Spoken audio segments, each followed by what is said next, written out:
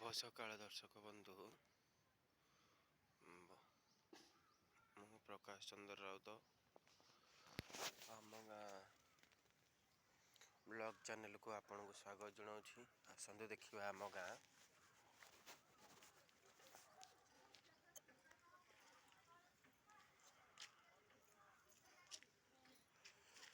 ଏଇଟା ହେଉଛି ଆମ ଗାଁ। ଦେଖ, ଏ ହେଉଛି ଆମ ଗାଁର ଦୃଶ୍ୟ।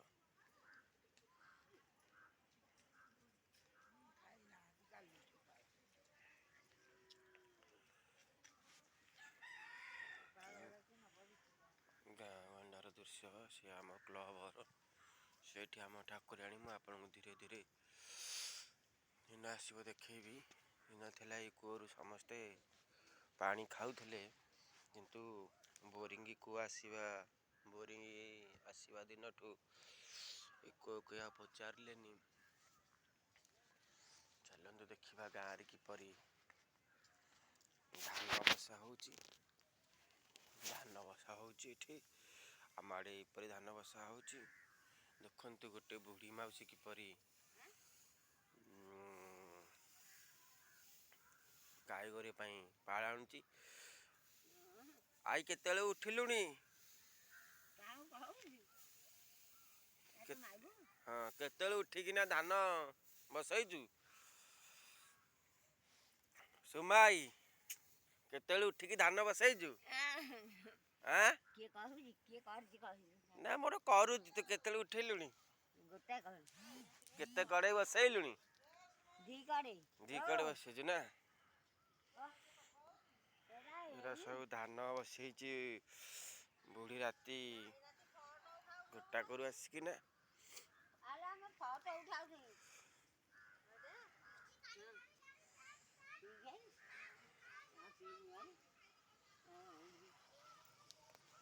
ଏସବୁ ଧାନ ବସିଛି।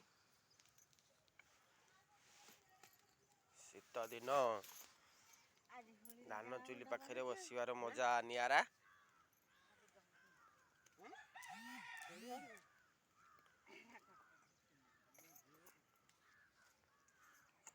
ଦେଖନ୍ତୁ ଗାଁ ଗହଳି ମାନେ କିପରି ଛୋଟ ଛୋଟ ଚାଷ କରାଯାଏ ଦେଖନ୍ତୁ। ସେଇଠି ମୋ ମା ହେରିକା, ଭାଉଜ ହେରିକା ସବୁ କରିଛନ୍ତି। ଆମର କୋବି, ପିଆଜ, ରସୁଣ, ଶାଗ, ବିନ୍, ଟମାଟୋ, ବାଇଗଣ ଗୋଟେ ଜାଗାରେ ସବୁ ଅଛି। ସବୁ ମିଳିବ ଗାଁରେ। ଏଠି ଅର୍ଗାନିକ୍ ୱେରେ ହେଉଛି। ଦେଶୀ ଜିନିଷ ଆପଣମାନେ ପାଇବେ। ଦେଖନ୍ତୁ, ଦେଶୀ ବାଇଗଣ, କୋଶଳା ଶାଗ ହେଇଥିଲା ସରିଲାଣି, ପୁଣି କୋଶଳା ଶାଗ ବୁଣା ହେଇଛି। ଆଉ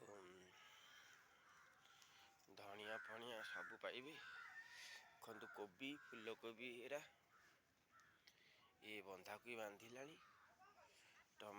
ଟମାଟୋ ଆମ ଆଡ଼େ ଏମିତି ଆମର ଭାଡ଼ିରେ ଟମାଟୋ ରଖାଯାଏ।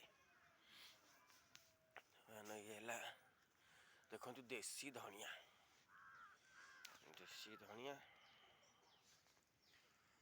ଆପଣମାନଙ୍କୁ କେମିତି ଲାଗୁଛି? ଦେଖନ୍ତୁ କୋବି ଲାଗିଛି, ଆମର ବିନ୍ ଫଳିଲାଣି ଗୋଟେ ଗୋଟେ। ଦେଖନ୍ତୁ ପୋଇ, ରସୁଣ, ଟମାଟୋ, ବାଇଗଣ, ଦେଶୀ ବାଇଗଣ। ଆପଣ ଦେଶୀ ଗୋଲିଆ ବାଇଗଣ ପାଇବେ। ଦେଶୀ ଗୋଲିଆ ବାଇଗଣ। ଟମାଟୋ ଦେଖନ୍ତୁ, ଟମାଟୋ ଫଳିଲାଣି। ଆଉ ଦେଖନ୍ତୁ ଦେଶୀ ବାଇଗଣ ଗଛ କିନ୍ତୁ ବଢ଼ିଆ ଗଛ ହେଇଛି। ସାର ଫାର ଔଷଧ କିଛି ଦିଆହେଇନି, କେବଳ ଖତ, ଗୋମୂତ୍ର ଏପରି ସବୁ ପଡ଼ୁଛି। ଲଙ୍କା ଗଛ, ଲଙ୍କା ଫଳିଲାଣି। ଗାଁ ଗଣ୍ଡାରେ ରହିଲେ ଗୋଟିଏ ସୁବିଧା, ପନିପରିବା କିଣିବାଟା ସେତେ ହୁଏନି। ବର୍ଷକୁ 2-3 ମାସ ପନିପରିବା କିଣା ହୁଏ, ନହେଲେ ସେମିତି କିଛି ନାହିଁ। ଦେଖନ୍ତୁ କିନ୍ତୁ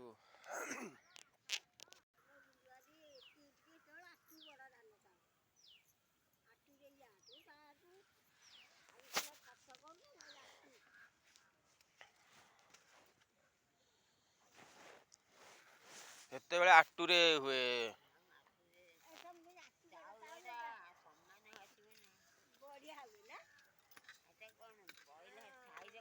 ଧାନ ଇନ୍ତି ବସେଇକି ନେଇଯାଆନ୍ତି ଆଟକୁ ନା କ'ଣ?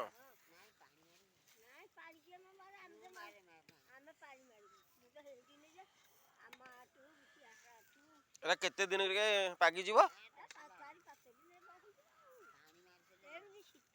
ଆଟୁରେ ଶୁଖେଇଲେ ଧାନଟା ଭାଙ୍ଗିବନି ଏତେ। ସେ ଚାଉଳ ବି ଭଲ।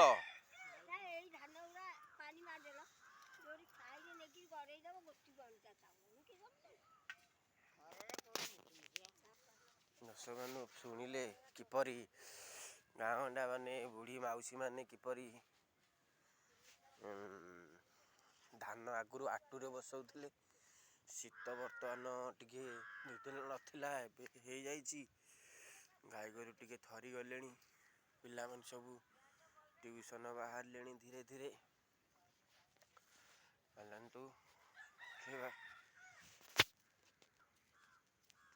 ପ୍ରବଳ କୁହୁଡ଼ା ପଡ଼ିଛି। ଦର୍ଶକମାନେ ଦେଖିପାରୁଥିବେ ପ୍ରବଳ କୁହୁଡ଼ା ପଡ଼ିଛି। ଆଉ ପିଲାମାନେ ସବୁ ଟିଉସନ୍ ଯାଉଛନ୍ତି, ଦେଖିପାରୁଥିବେ ଆପଣମାନେ। ପିଲାମାନେ ଟିଉସନ୍ ଯାଉଛ?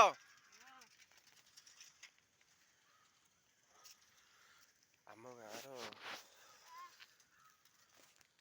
ଏ ହେଉଛି ମନ୍ଦିର, ଭୀମନାଗିରି ମନ୍ଦିର।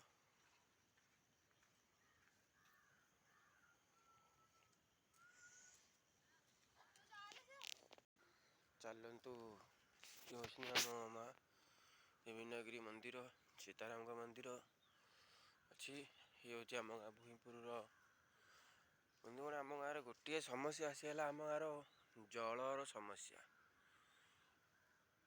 ଆମ ଗାଁରେ ଲୋକମାନେ ଚୁଆ ନହେଲେ ପୋଖରୀ କୂଅ ଏମିତି ପାଣି ପିଉଥିଲେ।